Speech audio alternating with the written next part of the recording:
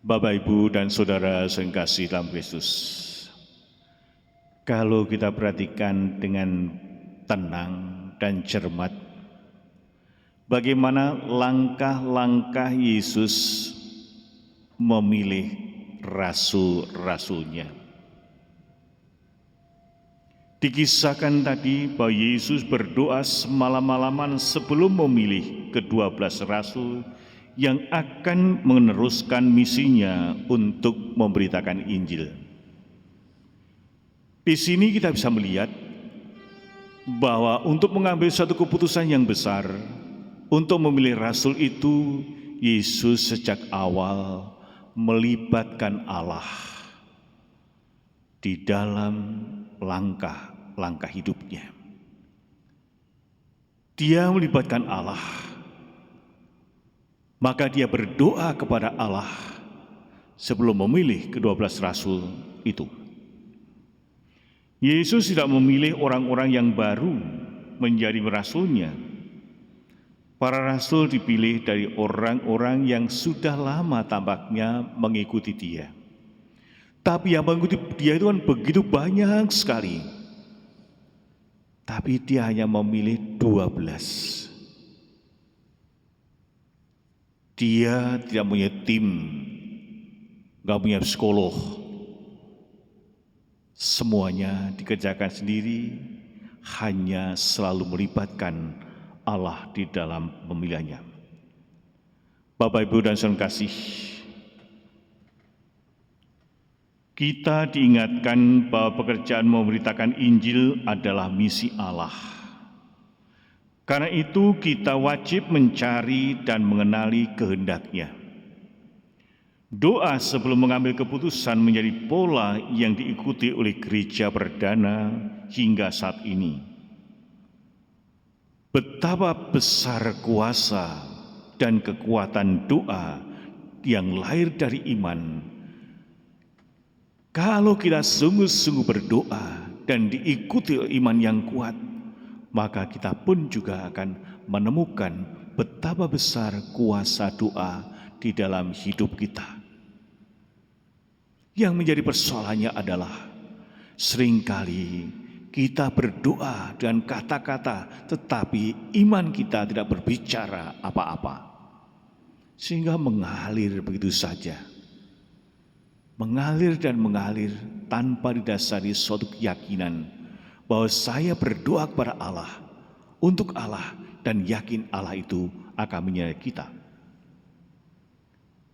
Yesus tidak memilih orang baru, tetapi memilih di antara para murid-Nya. Yesus itu memilih orang yang biasa saja, seperti nelayan, pemungut cukai, bahkan juga termasuk Yudas Iskariot yang kemudian menjadi pengkhianatnya. Orang-orang dipilih Yesus menjadi rasulnya secara manusiawi adalah orang-orang yang bermasalah, troublemaker. Coba kita perhatikan, misalnya saja Petrus itu semangatnya menggebu-gebu, tapi dia tidak berdaya ketika harus berhadapan dengan situasi yang kritis. Lihat perjalanan hidupnya. Ketika Yesus ditangkap, dia lari. Bahkan dia juga pernah mengkhianati Yesus, itu bukan guruku. Yakobus dan Yohanes adalah orang-orang yang ambisius, yang menginginkan kedudukan di kerajaannya. Matius pemungut cukai bukanlah orang yang bersih, bukanlah orang yang populer pada waktu itu. Apalagi Yudas Iskariot adalah mengkhianati Yesus. Dari sini kita bisa melihat benang merahnya. Ternyata orang-orang yang dipanggil Yesus itu adalah bukanlah orang-orang yang hebat, yang suci, yang saleh. Lalu mengapa Yesus memilih seperti itu? Yesus memilih mereka bukan karena penampilannya. Yesus memilih mereka karena hatinya, bukan penampilannya. Maka dari pengalaman ini kita juga semakin dikuatkan. Kita dikuatkan bahwa kita semua juga orang-orang yang berdosa seperti mereka. Tapi kalau Allah itu mengendaki dan memanggil kita, maka kita akan berkenan kepadanya. Maka aneh sekali kalau pas pemilihan pengurus lingkungan dan sebagainya, jangan, saya ini orang berdosa, saya tidak layak, saya tidak pantas dan sebagainya. Semua orang tidak layak. Lihatlah para rasul yang dipilih. Mereka layak? Secara manusiawi tidak. Tetapi secara ilahi, bahwa yang dipilih Allah itu didampingi, diberi kuasa Roh Kudus sendiri. Bapak, Ibu, dan saudara kasih, dalam memilih rasulnya, Yesus melibatkan Allah secara aktif. Maka dia berdoa semalam-malaman. Mereka bukan hanya didoakan, tapi dipilih dan dipanggil untuk tugas khusus sebagai rasul. Sehingga dipisahkan antara murid dan rasul itu sendiri. Hal ini mengingatkan kita semuanya bahwa tugas pelayanan adalah anugerah dari Allah. Ini juga perlu disadari, entah sebagai dewan paroki, ketua lingkungan, atau apa saja, ini harus disadari, inilah anugerah dari Allah. Untuk kita kerjakan dengan penuh kesungguhan, bukan suatu kesombongan. Yesus mempersiapkan mereka sehingga ketika mereka itu sudah dipilih, lalu diajak turun, lalu Yesus mengajar. Yesus menyembuhkan orang sakit secara fisik, tapi juga sakit secara rohani. Menyaksikan semua itu. Dengan kata lain, bahwa secara tidak langsung, ketika para rasul sudah dipilih, Yesus selalu mengadakan pelatihan, mengadakan training. Lihatlah apa yang saya lakukan. Sehingga para rasul menyaksikan apa yang dilakukan Yesus. Yesus mengajar, Yesus menyembuhkan orang sakit, Yesus menyembuhkan yang kerasukan setan dan sebagainya.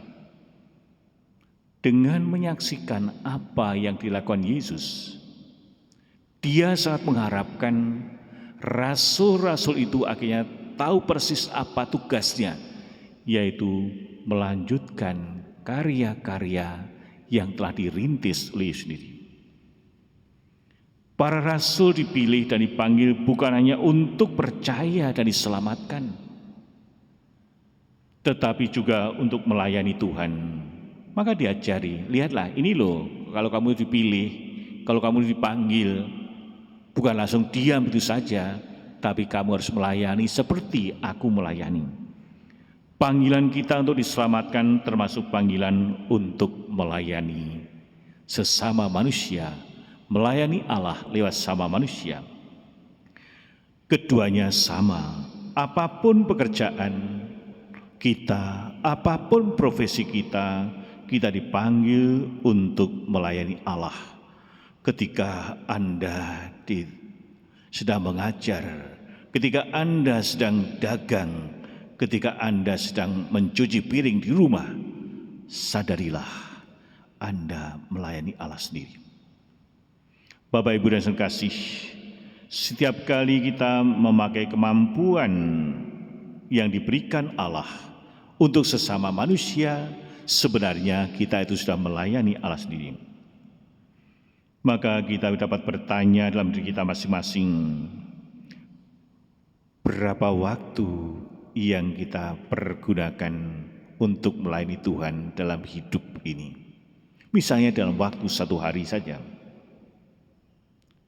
Ada di gereja Cina, mereka itu begitu antusias sekali menyambut orang-orang percaya yang baru. Itu bagus sekali. Ketika ada orang baru tuh masuk, walaupun hanya satu, itu sudah luar biasa bagi mereka. Lalu mereka itu berkata, Yesus sekarang mempunyai seorang mata baru untuk melihat, mempunyai telinga baru untuk mendengar, mempunyai tangan baru untuk menolong, dan mempunyai hati baru untuk mengasihi orang lain. Mereka itu gembira sekali. Memang susah.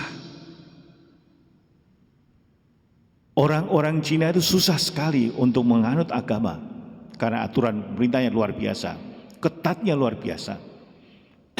Saya masih ingat ketika saya mau berangkat ke sana pun ditanya apakah di sana nanti mengajarkan agama? Tidak. Jadi dicurigai itu terus-menerus. Bapak, Ibu, dan saudara kasih, pelayanan kita sangat dibutuhkan dan diperlukan oleh gereja. Maka kita diajak pada hari ini mengingat kembali, merenungkan kembali, kita ini dipanggil oleh Allah. Kita itu diselamatkan oleh Allah. Maka marilah kita melayani seperti para rasul dipersiapkan Yesus sendiri. Pada zaman modern ini banyak gereja sedang sekarat karena banyak orang yang tidak mau melayani. Apalagi di Eropa ya, betapa susahnya mencari orang-orang yang sungguh-sungguh mau melayani tubuh Kristus, gereja itu sendiri. Mencari pengurus dan aktivis dalam gereja setengah mati, seperti mencari jarum di padang gurun. Susahnya seperti apa? Namun kita semua disadarkan kembali, kita akan peduli, sadar akan tugas pelayanan kita sebagai orang-orang yang dipanggil, sebagai orang-orang yang diselamatkan oleh Allah. Semoga panggilan dan keselamatan kita bukan hanya sebuah aksesoris dalam diri kita, tetapi kita sungguh-sungguh berani masuk dan terlibat secara aktif untuk melayani Allah lewat sesama manusia.